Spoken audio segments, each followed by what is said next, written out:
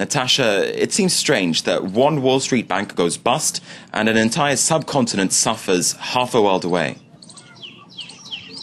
Well, indeed, Marcus. Well, India has suffered a tough economic year, but it has also managed to keep above water, and that's in many ways thanks to the banking sector. Now, banks here are publicly owned, so they're more conservative, more traditional, and they weren't as reckless with things like credit and lending as their Western counterparts in the good times. So that means that they've been a lot safer and fared better in the bad times. It's also really worth noting that in terms of exports, India relies a lot less on exports than other countries and relies a lot more on domestic demand. So that means things like food and electronics are made and sold in India, which means the country's been a lot more sheltered from global turbulence.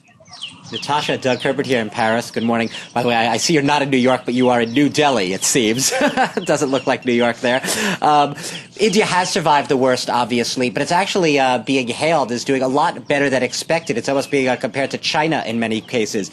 Can we expect more of the same insolently good health out of India?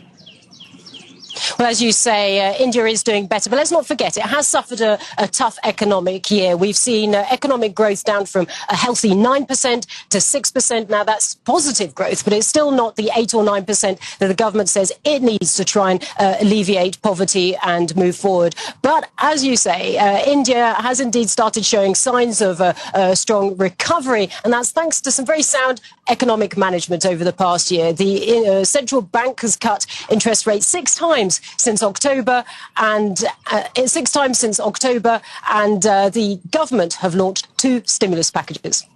All right, Natasha Butler in New Delhi, looking warm and comfortable. Thanks very much for now.